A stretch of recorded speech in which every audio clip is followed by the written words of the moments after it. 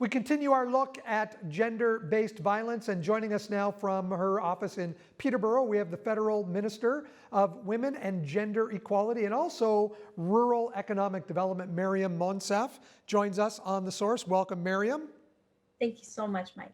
Maryam, I read a statistic today. $12 billion is the annual cost that's estimated. This comes from the Canadian Centre for Policy Alternatives. The $12 billion meaning that that's what intimate partner violence costs us in Canada. How can that be the case? Firstly, let me thank you for having this important conversation at a time like this when we know that rates of domestic violence and gender-based violence have gone up. Second, what you just mentioned, the cost of domestic violence and sexual violence in Canada being 12 billion a year is just the tip of the iceberg. It does not include other forms of gender-based violence. It doesn't include the incredible strain that our young at heart feel with online violence. This is an issue that has existed long before any of us got here, but it is entirely preventable. It is entirely preventable, and an important way to do that is to raise awareness, which is what you're doing. You talked about online harassment, online abuse, and we've had some local female politicians who have been subject to that. I would imagine that that has been a part of your life in your 2 terms in office.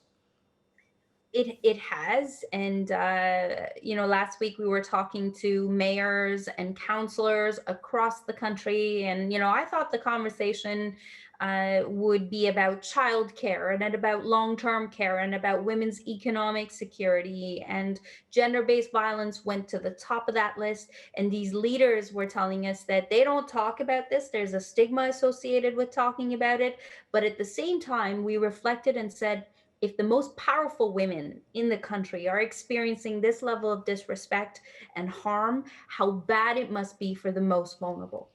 Your government put up back in April $40 million of funding directly for gender-based violence, and I believe it was 500 women's shelters and sexual assault centers that benefited from that. How well was that money spent, and did you see some changes from that? We heard within the first 48 hours of the pandemic being declared that the rates of gender-based violence were going to go up, and we better make sure that when women and children turned for help, those doors were open and those spaces were safe. And so we immediately partnered with organizations on the ground.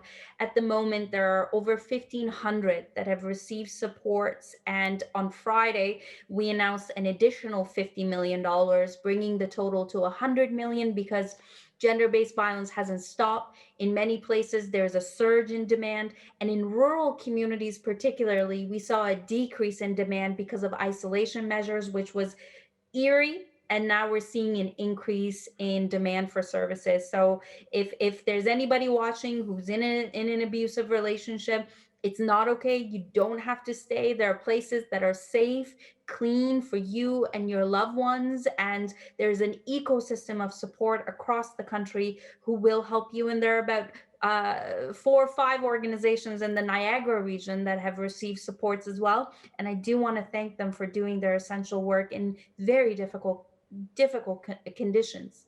The Honourable Maryam Monsef, thank you very much for joining us today. It's a pleasure to speak with you. Thank you for everything you do.